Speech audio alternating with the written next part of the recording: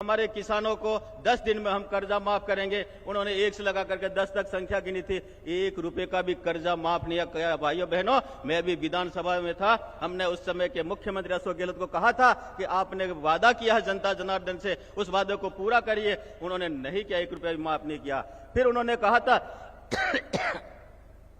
हमारे प्रदेश के जो बेरोजगार युवा है उनको या तो सबको नौकरी देंगे और नौकरी नहीं देंगे तो बेरोजगारी भत्ता देंगे। भाइयों बहनों, बेरोजगारी भत्ता नहीं दिया और एक भी नौकरी नहीं दी। भाइयों बहनों, हमारे युवाओं के साथ में छलवा किया था, नौकरियां निकाली, विज्ञप्ति जारी की। हमारा उनका माता पिता उस बच्चे को अच्छी स्कूल में पढ़ाता था, अच्छी स्कूल में पढ़ाने के बाद में अच्छे अंक आएंगे तभी चयन होगा, इसके लिए वो कोचिंग कराता था और कोचिंग कराने के बाद वो बच्चा नौकरी के लिए परीक्षा देने के जाता था और परीक्षा देके जब बाहर निकलता था तब सोशल मीडिया पे एक समाचार आता, पेपर आउट हो गया, परीक्षा रद्द की जाती है। उसका बाप भी रोता था, बच्चा भी रोता था। इस प्रकार एक बार नहीं 19 बार पेपर आउट किए। भाइयों बहनों, एक भी युवा को नौकरी नहीं दी।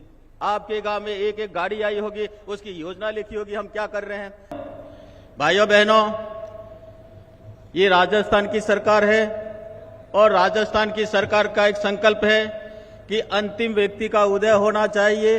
अंतिम व्यक्ति को पहली पंक्ति में कैसे ला करके समाज को सशक्त बनाया जाए, कैसे समाज को ऊपर उठाया जाए, कैसे समाज को ताकतवर बनाया जाए, ये हमारा संकल्प है भाइयों बहनों। और इसी को लेकर के गरीब को केंद्र मान करके एक एक योजना बना करके गरीब को ऊपर उठाने का काम हमारे देश के प्रधानमंत्री कर रहे हैं, हमारे प्रदेश के मुख्यमंत्री कर रहे हैं। भाइयों बहनों, और इसी के निमित्त आज आपके बेणेश्वर धाम के अंदर माननीय मुख्यमंत्री जी आए हैं। हमारे यहाँ कुछ सोशल मीडिया जीवी जो है जिस प्रकार की भाषा बोलते हैं, इस प्रकार से मुख्यमंत्री को सभा करने से कोई फर्क नहीं पड़ता है। भाइयों बहनों, हम वोटों की राजनीति नहीं करते। भाइयों बहनों, हम विकास करना चाहते हैं। भाइयों बहनों, हम जन कल्याण के काम करना चाहते हैं। इसके लिए माननीय मुख्यमंत्री जी आए हैं। भाइयों बहनों, और मुख्यमंत्री जी ऐसे ही नहीं आए हैं, इस बेणेश्वर की धाम की धरती ये हमारा हरिद्वार है। भाइयों बहनों, यहाँ पर हमारे पूरे वागड़ क्षेत्र के लोग, हमारे मध्य प्रदेश के लोग और यहीं पर आकर के अपनी अस्थियां विसर्जन करते हैं और आप और हम देखते हैं ये नदी अभी सूखी पड़ी है। भाइयों बहनों, यहाँ पर पानी तो जा रहा है लेकिन बह करके अलग चला जाता है। यहाँ इस प्रकार की कोई व्यवस्था नहीं, किसी ने कल्पना नहीं की थी।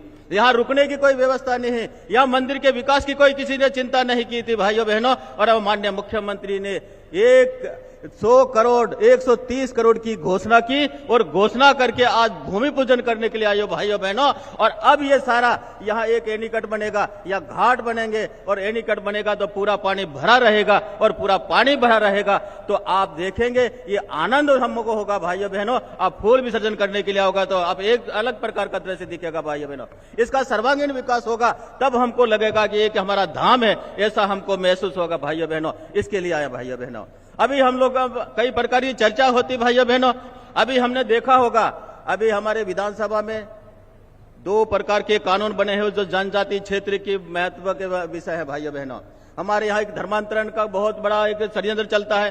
भोले भाले आदिवासियों को प्रलोभन दे करके चिकित्सा के नाम से, सेवा के नाम से, शिक्षा के नाम से जा करके उनका धर्मांतरण होता है। भाइयों बहनों, और हमारी सरकार ने माननीय भजनलाल जी के नेतृत्व में इस सरकार ने धर्मांतरण विरोधी कानून लाए। भाइयों बहनों, और इसमें कई लव जिहाद का भी कार्यक्रम होता है। भाइयों बहनों, हमारी बच्चियों को बरगला करके लव जिहाद में फंसाते हैं और लव जिहाद में फंसा करके और उनको ले जाते, भगा के ले जाते हैं। जब हमारे उनके माता पिता को पता लगता है और जब पता करते हैं, उनको लेके आते हैं तो वो बच्ची अपने माता पिता को पहचानने से मना करती। इसको रोकने का भी इसमें प्रावधान किया है। भाइयों बहनों, इस प्रकार का कानून करके उनको मदद करने का काम किया। भाइयों बहनों, और अगर इसी प्रकार से अगर कोई किसी प्रकार की संपत्ति अवैध बनाता है तो उस पर बुलडोजर घुमाने का भी कानून बनाया हुआ। भाइयों बहनों, उसको भी हम रोकने का काम करेंगे। भाइयों बहनों, अब हमारे यहाँ आप देखते होंगे, अभी हमारे यहाँ जो ये कानून बन रहा था तो हमारे प्रतिपक्ष से लोगों ने कहा कि इस प्रकार का कानून क्यों बना रहे हो। हमने कहा उन गरीबों की मदद करने के लिए भाइयों बहनों बरगला करके उनकी आस्था बदली जाती है। भाइयों बहनों, और आस्था बदलने के बाद में इस मातृभूमि से एक अलग हो जाता है। ऐसा हमारे देश में नहीं चाहिए, इसलिए ये कानून लाए। भाइयों बहनों, अब विकास की बातें माननीय मुख्यमंत्री जी करेंगे। हम देखते हैं कि इस क्षेत्र में कई लोग कई प्रकार की बातें कहते हैं, लेकिन मैं उनको ये कहना चाहता हूं, आप देखिएगा आपके यहाँ चाहे सड़क होगी, आपके यहाँ बिजली होगी, और अभी आपको जिस तरह से बिजली घर घर पहुंची है, इसी प्रकार से नल से जल पहुंचाने का काम भी बहुत जल्दी पूरा करेंगे। भाइयों बहनों, मैं उनसे पूछना चाहता हूं, 50-55 साल तक हिंदुस्तान की धरती पर वाड़पन से लगा करके प्रधानमंत्री बने थे, उन्होंने किया क्या? वो अपना हिसाब तो दे, हम प्रतिवर्ष हिसाब देते हैं। भाइयों बहनों, हमने 2-3 महीने पहले भी हमारे 2 साल का एजेंडा हमने रखा था, हमारा जो कार्ड रखा था, विकास का कार्ड रखा था, आपके गांव में एक एक गाड़ी आई होगी, उसकी योजना लिखी होगी, हम क्या कर रहे हैं। और इसी सरकार ने, इसलिए पिछली वाली सरकार थी भाइयों बहनों, उन्होंने एक बार हमारे देश के राज्य के चुनाव हो रहे थे, तब हमारे सारे के सारे किसानों को जयपुर बुलाया था और जयपुर बुला करके उनको कहा था, युवराज जी, राहुल गांधी जी को बुलाया था अशोक गहलोत ने, और ये कहा था कि आप युवराज जी यहां से घोषणा करिए, हमारे किसानों को 10 दिन में हम कर्जा माफ करेंगे। उन्होंने 1 से लगा करके 10 तक संख्या गिनी थी, 1 रुपए का भी कर्जा माफ नहीं किया। भाइयों बहनों, मैं भी विधानसभा में था, हमने उस समय के मुख्यमंत्री अशोक गहलोत को कहा था कि आपने वादा किया है जनता जनार्दन से, उस वादे को पूरा करिए। उन्होंने नहीं किया, 1 रुपया भी माफ नहीं किया। फिर उन्होंने कहा था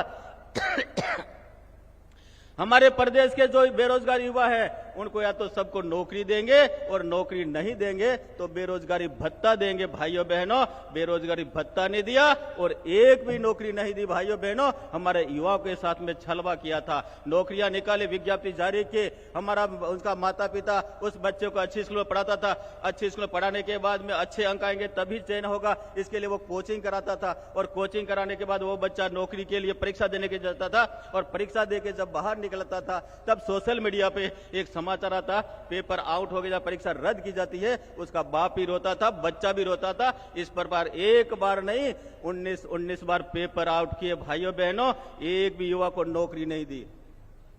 चुनाव हो रहे थे, हमारी सरकार बनी, और सरकार से पहले हमने कहा अगर हमारी सरकार बनती है तो जो युवा के साथ जिन्होंने धोखा किया है, युवक के साथ जिन्होंने कुठाराघात किया है, इन पेपर माफिया को पकड़ेंगे, एसओजी गठित और कार्रवाई करेंगे, उनको जेल में डालने का काम करें। इस वादे को भी हमने पूरा किया। भाइयों बहनों, माननीय मुख्यमंत्री जी कहेंगे, मैं बहुत ज्यादा नहीं कहूंगा, क्योंकि आज आप हम लोग आए हैं, हम हमारी उपलब्धियां लेकर आए हैं, थोथी बातें करने का न थोथी घोषणा करते हैं, जितना कहते हैं उतना करके बताते। भाइयों बहनों, और सामने पंचायती राज चुनाव, एक बात कह के मैं खत्म करूंगा।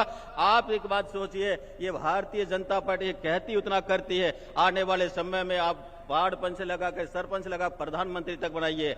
दिल्ली में प्रधानमंत्री मोदी जी है। भाइयों बहनों, भारतीय जनता पार्टी की सरकार है।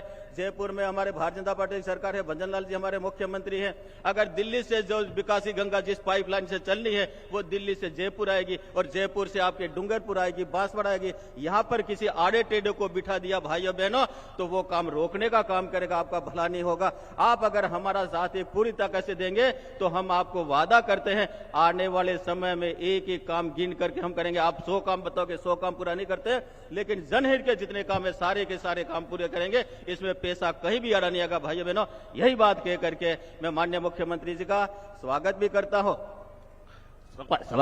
हूं, अभिनंदन भी, जय भारत, धन्यवाद।